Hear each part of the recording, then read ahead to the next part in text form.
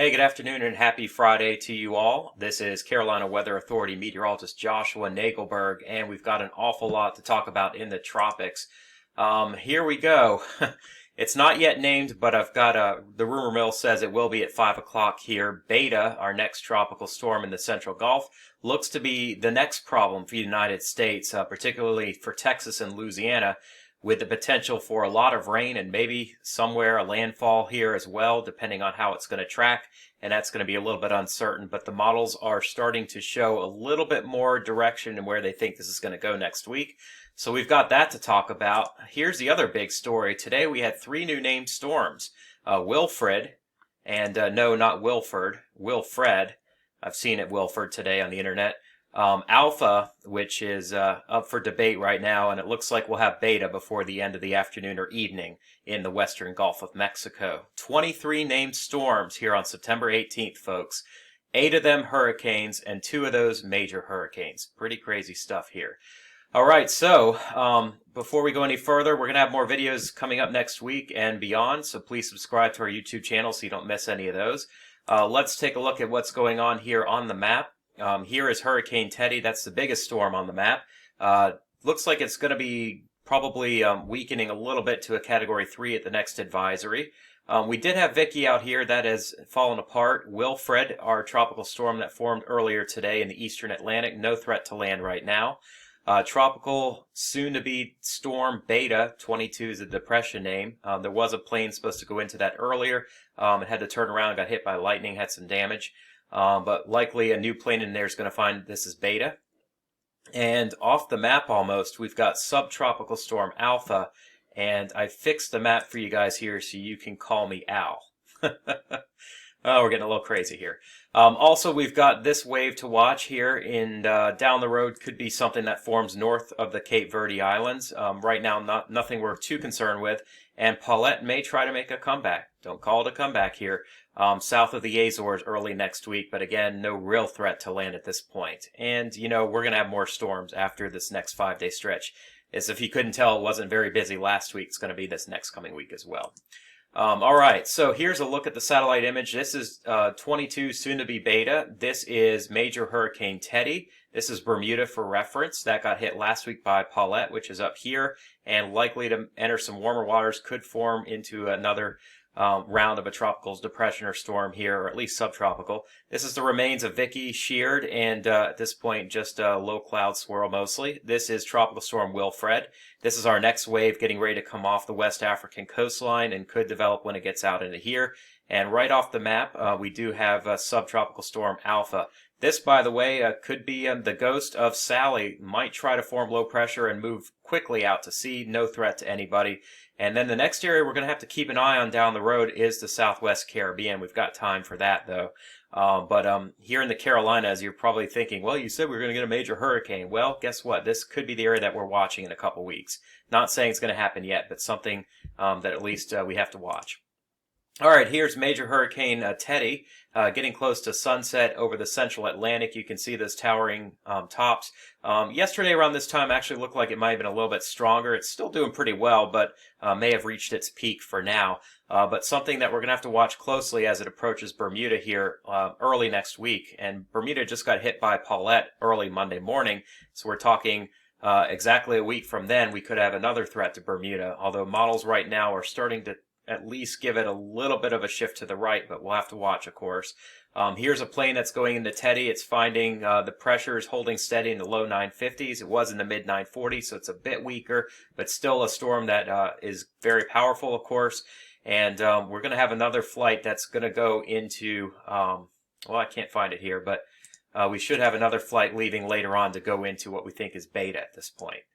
Here's a look at the European ensemble forecast, and you can see the biggest, brightest thing on the map is Teddy, and Bermuda's right here. Most of the ensembles are coming close, but making a right turn right before, and then coming back towards Atlantic Canada, maybe eastern Maine next week, so we're going to talk about that in a little bit here. Our next system in the western Gulf, Beta potentially, is not moving much and a threat to this entire region here. Then we've got out here Wilfred, which looks like it's going to fall apart over in here. This is the next system behind, which could end up being Gamma, it looks like. This is Alpha, which I can't believe we're even wasting more than a second talking about it. Let me show you the radar, though, that made them upgrade it. This is Portugal, Lisbon right here, and it looks like it's going to move on shore here this evening, so not going to be strengthening anymore. All right, so let's take a look here at, well, I'll get back to that real quick. Here is Teddy, and right now most of the tropical guidance has now made a right shift. It's like on track for Bermuda, but it's going to make a right turn and travel more to the north early next week, which may spare Bermuda the worst, but I wouldn't let your guard down in Bermuda just yet.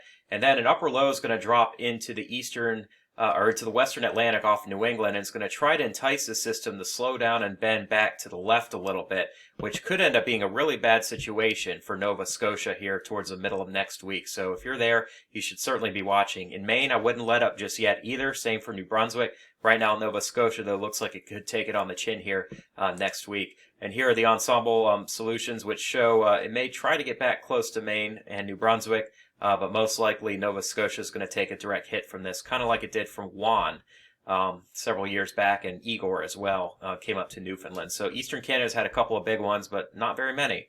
These two could be rivaled by Teddy, which looks like it could be a Sandy-like storm by the time it gets up here and slows down. All right, so let's talk about 22 here, soon to be Beta, and the track is slow. It's likely to bend back towards Texas as it gets trapped by a big high-pressure system here, which is going to act like a beta blocker, no pun intended, of course. But when it gets close to the Texas coast over the weekend and early next week, it puts on the brakes, and most of the model guidance tries to make it bend back to the right.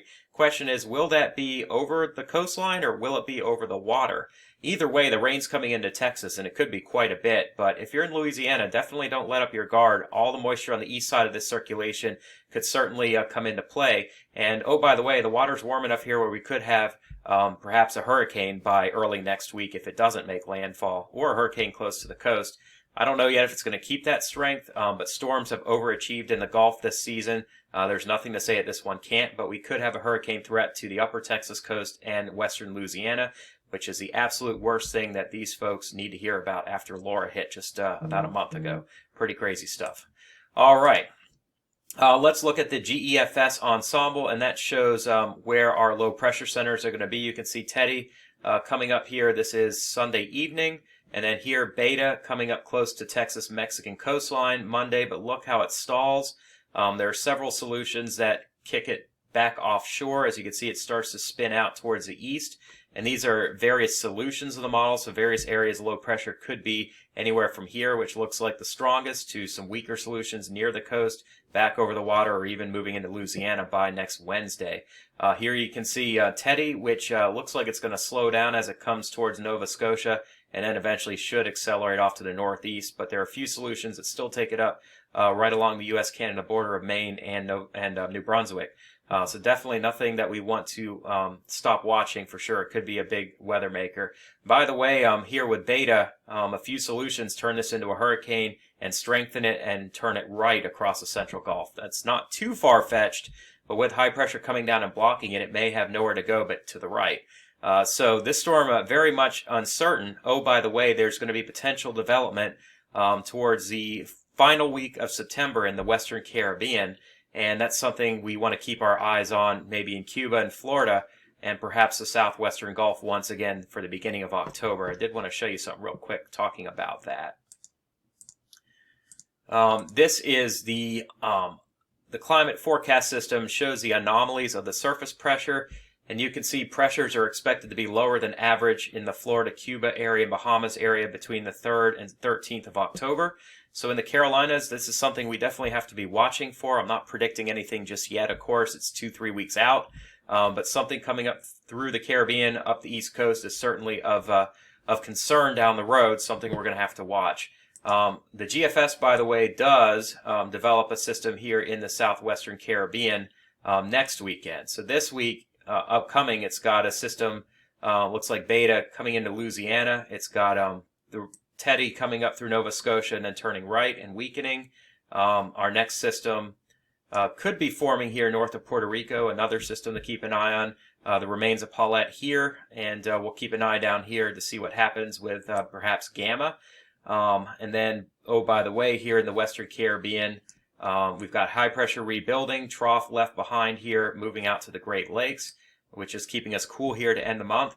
And potentially with lower pressure and a front all the way down here, we've got to watch for something to grow. Again, this is one model run, and to call the GFS accurate this far out would certainly be laughable. But you can see it tries to pull something up towards Florida here October 4th. Again, that's going to change a million times. But definitely this area in here has got to be watched for potential tropical trouble. And, the waters, I'm going to show you real quick here in the Northwest Caribbean are off the charts warm. This area has not really even been touched yet. This is ocean analysis from weathermodels.com, shows all the available ocean heat potential. And, of course, still a lot of potential over here in the Western Caribbean, around Florida and off the southeast coast, quite a bit across Hurricane Alley and even the Eastern Caribbean. And let me show you the Gulf. We definitely are not closed for business yet. We still have quite a bit of potential down in here. A little bit less now that Sally kind of lowered this area a little bit. But I'll tell you what, the Western Gulf is still open for business, as is the Northwest Caribbean.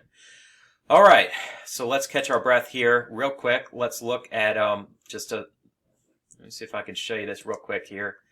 The latest European ensemble solutions coming in, and as we start recording this, and you can see the evolution of our systems. Teddy here, major hurricane. Beta out here.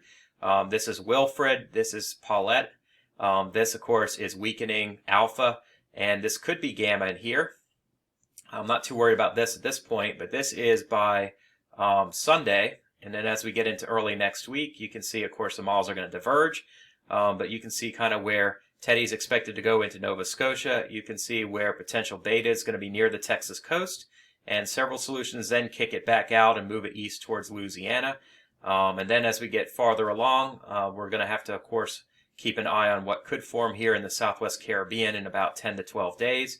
GFS was, kind of the Lone Ranger, but definitely some model guidance showing something out here.